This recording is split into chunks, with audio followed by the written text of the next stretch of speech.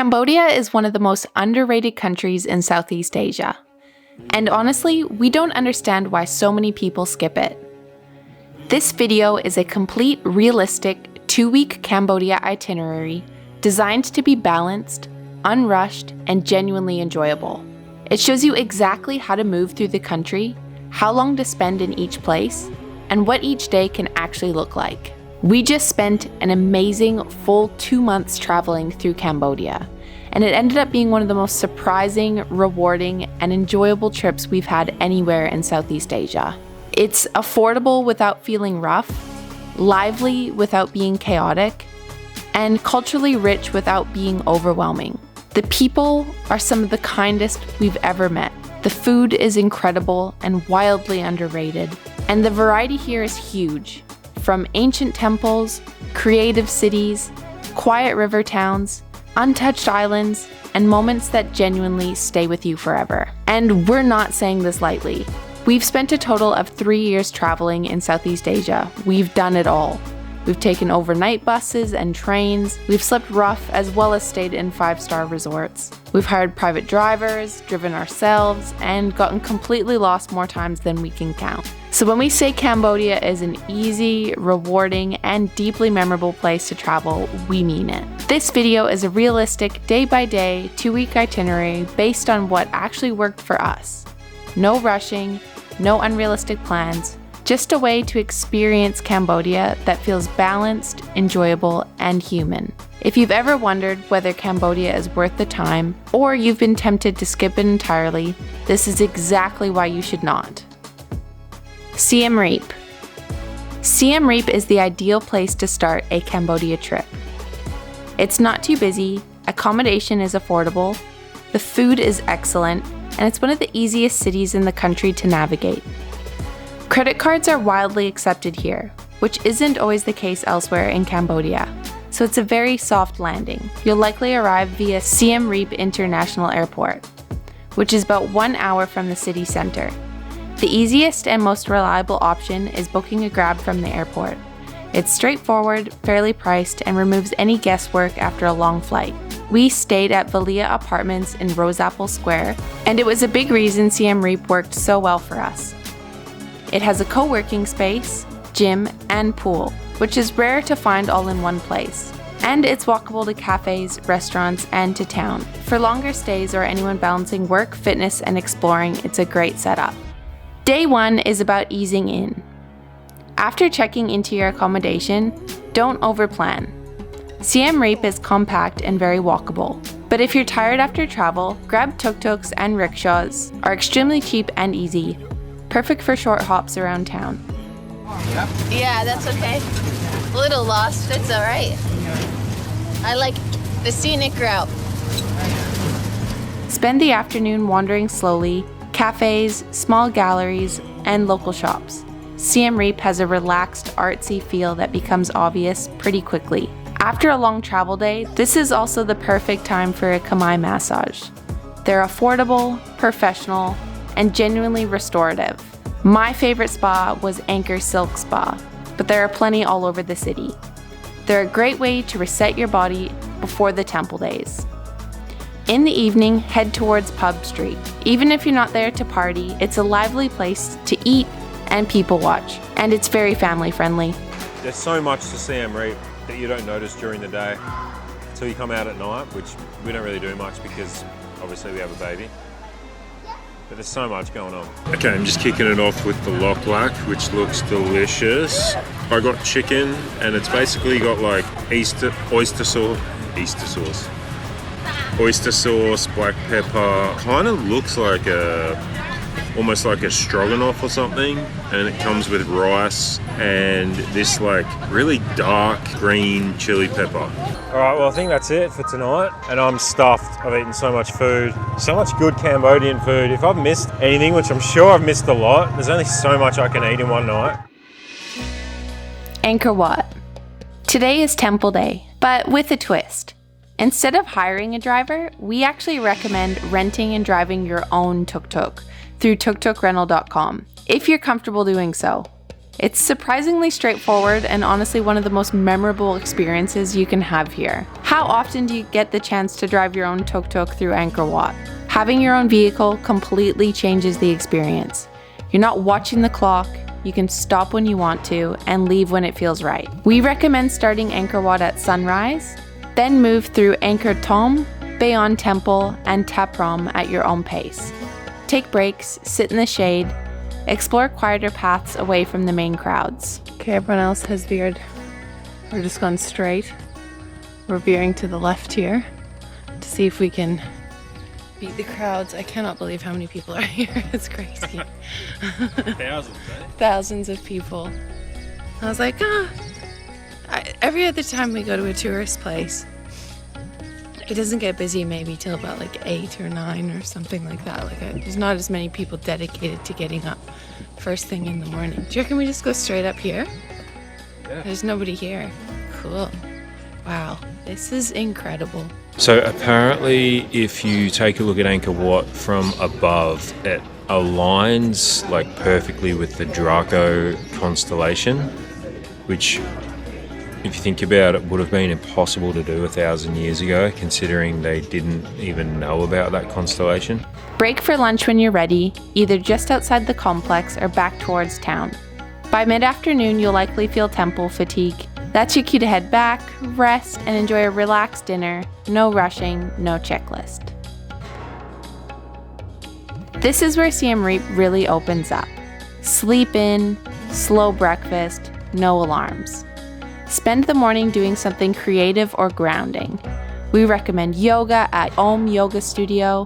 You can take a pottery class or do a traditional sewing workshop. These experiences are a big part of why Siem Reap feels so livable. In the afternoon, head out to the floating village. Seeing how communities live on and around the water gives a very different perspective of Cambodia. If you did rent a tuk-tuk, this is where it really pays off. You can explore freely, take detours, and move on your own schedule. If driving feels like too much stress, no problem. Hire a tuk-tuk driver for the day instead. Both options work well. On the way back, stop at Phnom Krom Lookout for sunset. It's quiet, uncrowded, and one of the most peaceful moments you'll have in Siem Reap. We suggest dinner back in time, maybe a casual wander through the night markets. Your final day is flexible and light. In the morning, we recommend heading to the Wake Park. It's quiet earlier in the day and the weather is perfect, and it's surprisingly beautiful. A calm, man-made beach just outside town. Entry is only $5, which goes towards food and drinks, making it a great value even if you're just there to relax. We're at Wake Park, Cambodia in Siem Reap. It's pretty awesome, I've got to be honest. It's like a man-made beach. They've obviously got a huge wake park, really nice restaurant, really nice lounges to hang out at. So this is going to be us this morning, and then we got a few other things planned for the rest of the day. Later, visit Angkor Wat. It gives you a full 360-degree view of Siem Reap, and sunset is the best time to go. Tickets are $12 for adults and children ride free. And they have beers to purchase for just $1.50 that you can bring on board with you. 2 rotations is more than enough. All right, we're halfway through, we're at the top. It's a pretty epic view, hey? You can see everything. Siem Reap is like just surrounded by trees and mountains, and it looks like a volcano over there, I'm not sure.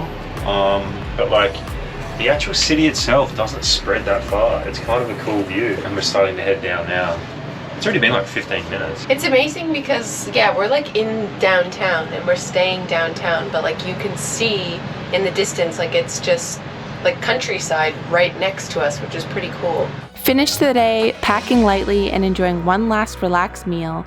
Tomorrow you head to the capital, and Cambodia shows you a very different side of itself. Okay, you guys, we just need to give a quick shout out to Level 8 for sponsoring today's video and supplying us with the best quality luggage for over 2 years now. If you want to live the nomadic lifestyle, then you'll need luggage that can hold up in all conditions, which is why we've been using Level 8 for so long. Like us, Level 8 is all about traveling light and efficiently.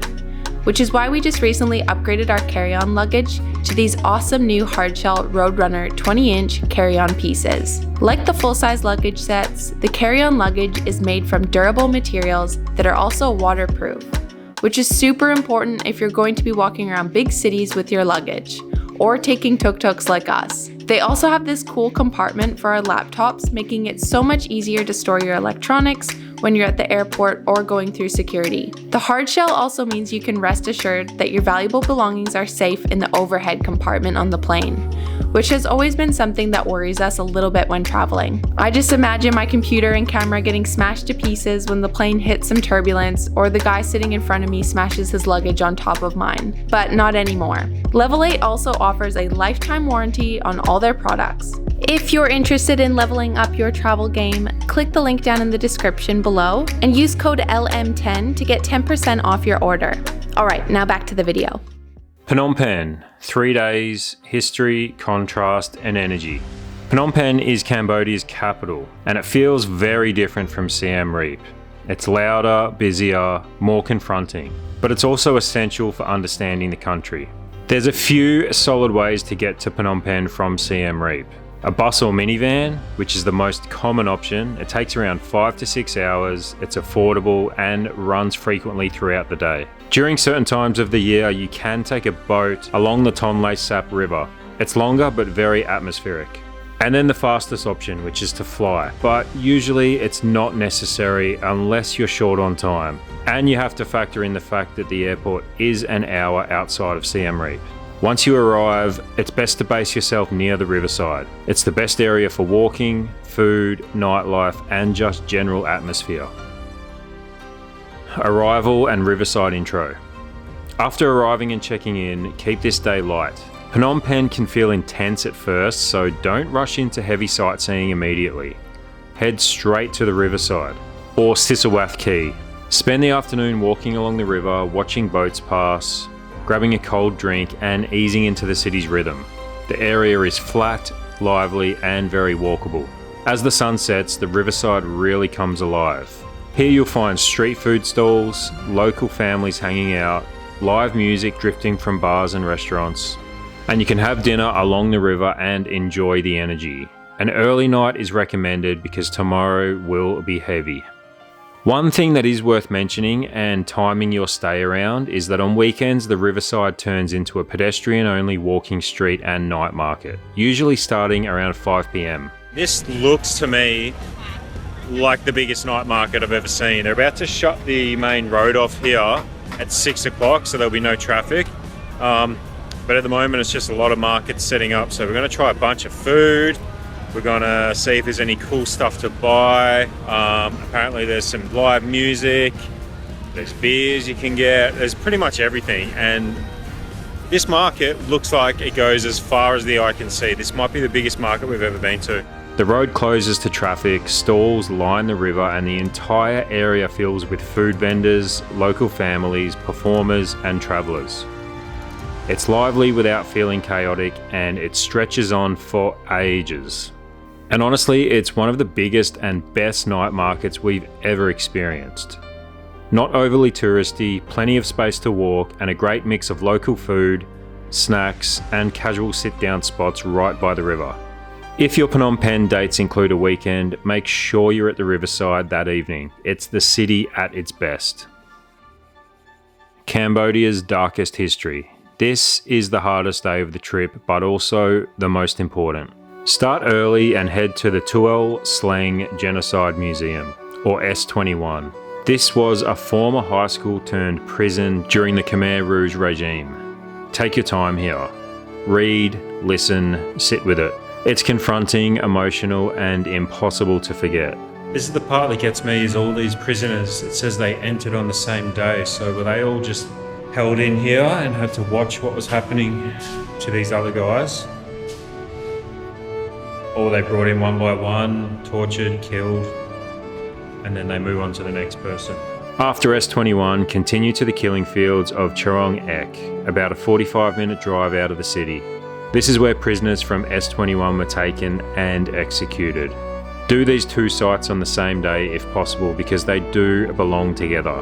It's not an easy experience, but it gives essential context to Cambodia and its people.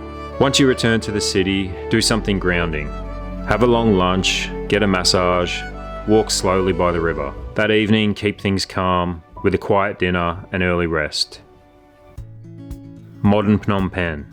Today is about contrast. Sleep in, slow breakfast by the river, spend the morning exploring modern Phnom Penh. Cafes, markets, riverside neighbourhoods, local shopping streets. If you're travelling with kids or want something lighter, this is also a good day for a water park or theme park, or just casual wandering rather than structured sightseeing. Head back to the Riverside for lunch. It's consistently the best place to eat, relax, and people watch in the city. By late afternoon, you'll probably feel ready to move on, and that's okay. Phnom Penh isn't meant to be rushed, but it doesn't need weeks either. 3 days gives you perspective without burnout. That evening, prep for your next destination. Cambodia slows down again from here. Kampot and Kep. How to get there. From Phnom Penh, Kampot is easy and very manageable. You've got a few solid options. You can take a bus or minivan, which are around 3 to 4 hours and very affordable.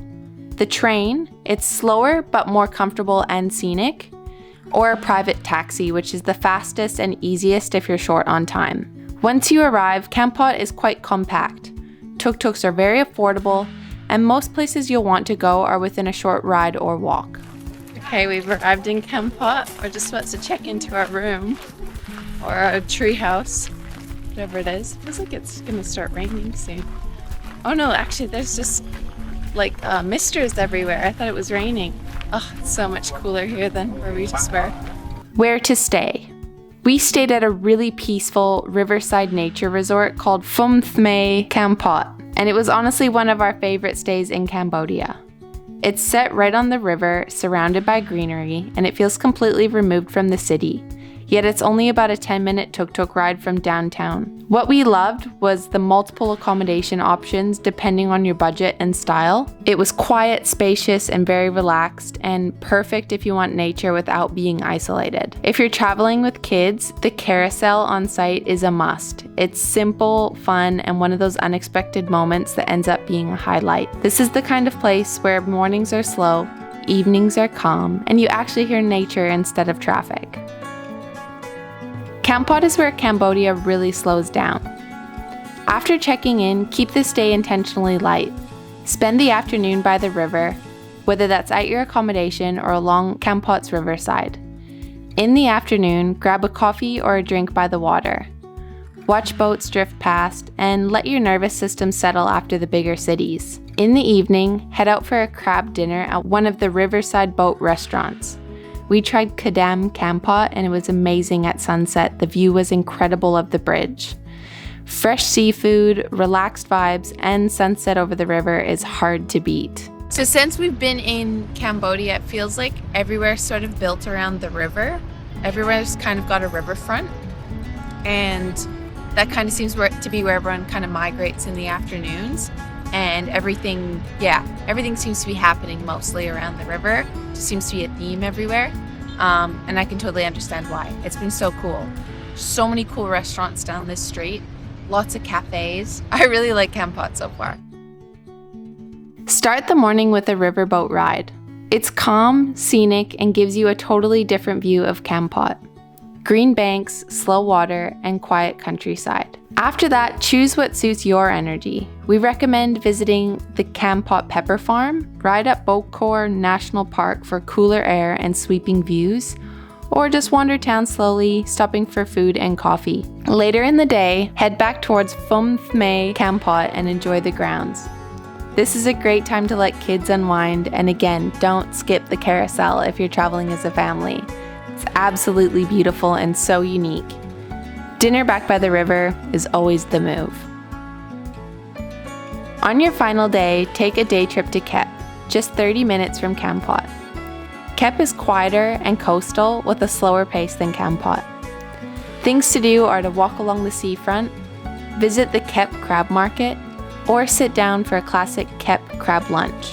It's an easy half-day trip and you can be back to Kampot by late afternoon to wrap things up before moving on. Kampot and Kep are all about slowing down, being near the water, and breathing. After the intensity of Phnom Penh, this part of the trip feels grounding and sets you up perfectly for the islands next. Koh Rong and Koh Rong Samloem, Cambodia's island escape. 4 days. This is the part of the trip that surprises most people. When people plan a tropical Southeast Asia holiday, they usually choose Thailand, Bali, or the Philippines for the beaches, and Cambodia gets skipped. And when they do think of Cambodia, tropical islands aren't usually what comes to mind. But honestly, these islands feel like a budget-friendly Maldives. White sand, clear water, barefoot days, and way fewer crowds. How to get there from Kampot? First, you'll need to get to Chinookville. From Kampot, a train is the best option. It's comfortable, scenic, and far less stressful than the road. A bus or taxi also works, but the road can be extremely rough, especially after rain. Once in Chinookville, head to the ferry port and take a speedboat ferry to the islands. Ferries run multiple times per day, and travel time is about 30 to 60 minutes depending on the island and beach you choose. The boat drops you directly onto the beach. No ports, no fuss. Koh Rong versus Koh Rong Samloem. What we chose and why. We chose Koh Rong Samloem, and it's one we'd personally recommend for most people. Why? The reason being, accommodation felt more affordable for what you get. Resorts were simpler, quieter, and more spread out. The island has a slower and calmer energy. If you're looking for nightlife or lots of activity, Koh Rong might be better. But if you want to slow right down, Samloem is hard to beat. Arrival and settling into island life. Once you arrive by ferry, things slow down immediately. We stayed on Sarakan Bay at Moonlight Resort, which was about a 10-minute walk from the main area of the beach. It was a great location, close enough to everything, but still peaceful. Wow, this place is so unique and so cool. Look at this rooftop. It's so cool in here, and I was kind of like skeptical that they'd actually have everything that we need in here, but they have a fridge, air con. They've even got like an extra little space back here. That's like a day bed type thing, which is awesome with Lila. If one of us is like sleeping here, we need more space. So good. There's so many windows. They're closed at the moment. I'm gonna open them up. Shower, space for snacks. After just being in Koh Tak, you have like this, like feels massive. A quick reality check though. Don't expect 5-star resort amenities. Power outages are normal, Wi-Fi often doesn't work inside the rooms, and hot showers can be hit or miss, but honestly, that's part of the charm. It still felt magical. Spend your first afternoon walking the beach, getting your bearings, and watching sunset from Sarakan Bay. At night, grab dinner at places like Wonders Hostel and Restaurant or Sarah Resort. Both have great food and relaxed vibes. There's also fire shows almost every night along the beach, usually starting after dark. We honestly found ourselves naturally heading back to our hotel at around 9 or 10 p.m, not because we were tired, but because the island energy is just calm. Optional beach day or boat tour. This is where you do you. Not much, and that's the point. Start the day slow. Swim in the morning when the water is glassy, breakfast by the beach, read, nap, or just stare at the ocean. If you want a bit of adventure, this is a great day to join a boat tour to explore other sides of the island. Snorkeling, quieter beaches, and spots you can't reach on foot. These tours are easy to organise once you're there and you don't feel rushed or overstructured. As far as getting around, if you don't feel like walking long stretches of the beach, you can jump on a quad bike or tractor taxi that runs along the sand. It usually costs just a couple of dollars and makes moving between spots effortless. Sunset, dinner, fire show, repeat. Day trip or full switch off. You've got 2 really good options here. Option 1, day trip to Koh Rong. If you're staying on Koh Rong Samloem, you can do a day trip to Koh Rong. It's a nice contrast, more energy, more development, and more people. You'll be glad you visited and also glad you came back to Samloem afterward. Option 2, absolutely nothing. No schedule, no pressure. swim, eat, nap, sunset, repeat. This is also a great night to stay out a little later, sit on the beach with a drink, and fully lean into the "I've forgotten what day it is" feeling. Final morning and departure. Wake up early for one last swim. When the beach is quiet, the water is calm, and it's easily the most peaceful time of day. Pack up, walk or ride back toward the ferry point, and head back to Chinookville. Some final island notes. These islands feel like the Maldives, but in Cambodia, and affordable. Let go of expectations around Wi-Fi and comfort. The magic comes from slowing down, not from activities. Snorkel, kayak, swim, eat, watch the sunset, and forget about the rest of the world for a few days. To finish your Cambodia trip, you can fly directly out of Chinookville International Airport, which makes the islands a really convenient final stop. In all honesty though, we wouldn't recommend spending much, if any, time in Chinookville itself. While it was once a beautiful beach town, over recent years it's been heavily overdeveloped, particularly with large casino complexes, and it's lost a lot of the charm that originally made people want to visit.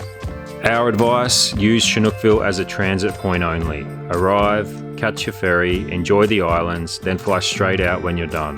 That way you end your Cambodia trip on a high, relaxed, grounded, and reminded why this country is so underrated in the first place. We hope this video gave you some inspiration for your trip to Cambodia. Let us know down in the comments what we missed and what you would add to the perfect 2-week Cambodia experience. And let us know if this video helped you by hitting the like button and subscribe to our channel for many more helpful travel videos from around the world. Thank you for watching, and as always, we'll see you in the next one. Bye.